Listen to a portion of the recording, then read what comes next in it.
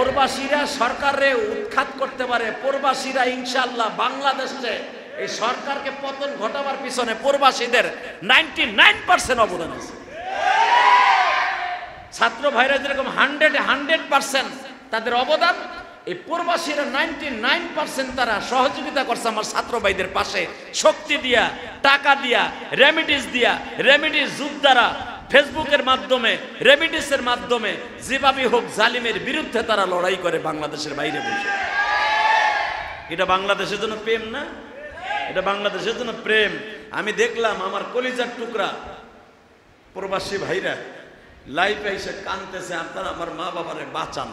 দাদা ভাই, বাঁচানের মালিক আমরা না, বাঁচানের মালিক কে? আপনারা লাইভে এসে প্রথম আল্লাহকে ডাক দিয়ে বলবেন, মালিক আমি প্রবাসে আইছি, আমার বাংলা মাকে হেফাজত করার জন্য, বাংলা মায়ের মানুষগুলাকে, সরকারকে, বাংলাদেশের মানুষকে সুখে শান্তিতে আপনার পক্ষ থেকে বাঁচাবার জন্য নিজের মাথার ঘাম পায়ে ফেলাই এই প্রবাস জীবন বেছে নিয়েছি। আল্লাহ, আপনি যেরকম ভাবে ওই দেশের মানুষের শান্তির জন্য প্রবাস জীবন কাটাইতেছি, আল্লাহ তুমি আমার মা বাবাকে ওই ফেনীতে, নোয়াখালীতে, সোনাগাজীতে, তারপরে কুমিল্লায়, চাঁদপুরে, রংপুরে যেখানে প্লাবিত হচ্ছে, আল্লাহ তুমি তাদেরকে কুদরতি হাত দিয়ে হেফাজত করো। লাইফে যদি এইভাবে চিল্লাই আপনি কাঁদতে পারেন, লাইফে কান্দা লাগবে না, যায় না মাঝে বইয়া চোখের পানি ফেলাইয়া আপনি যদি কাঁদতে পারেন, আমার বিশ্বাস আপনার মা বাবারকে আল্লাহ নিজেই উদ্ধার করবে এবং পানি খুব দ্রুত নেমে যাবে। ইনশাল্লাহ বলেন, ইনশাল্লাহ বলেন। কি এই সমস্ত প্লাবিত মানুষের পাশে আমাদের দাঁড়াবার দরকার আছে না? যদি আপনি না দাঁড়ান না, আপনিও একদিন বিপদে পড়লে আপনি কাউকে পাবেন না। এটা আল্লাহর নিজাম।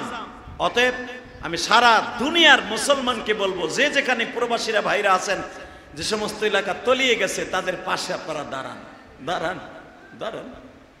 আমার নবীও যখন দেখতেন আমার উম্মতের মধ্যে কেউ কষ্টে পড়ে গেছে, আমার নবী নিজে পাথর বেঁধে পেটে আমার নবী নিজে রাস্তায় নেমে যেতেন। তার জ্বলন্ত প্রমাণ একটা ঘটনা আমি আপনাদের শোনায় দেই। আজকে একটা ঘটনা শোনায় দেই। আজকে ঘরে বয়ে বয়ে মোতালা করতেছিলাম। এতদিন তো জুমার আগে মোতালা করতে পারি নাই, জুমার একদিন আগে মোতালা করা লাগতো। আজকে জুমার আগ পর্যন্ত মোতালা করলাম ঘরে বসে। একটা হাদিস দেখে দেখলাম, সুবহানাল্লাহ বিহামদিহি, সহিহ হাদিস। আমার নবী জীবনে কোনোদিন এইভাবে ফাতেমার ঘরে যায় নাই, আজকে যেভাবে গেছে। কিভাবে গেছে? আমার নবী মনে হয় ছোট বাচ্চার মতো, ছোট বাচ্চারা যেরকম হাঁটা শেখার আগে আপুর হাঁটে না, ফাতেমার ঘর যারা দেখছেন মদিনায়, মসজিদে আলী যেটাকে বলা হয়, মসজিদে গামামার পাশেই হলো মসজিদে আলী, এই মসজিদে আলী হলো ফাতেমার ঘর।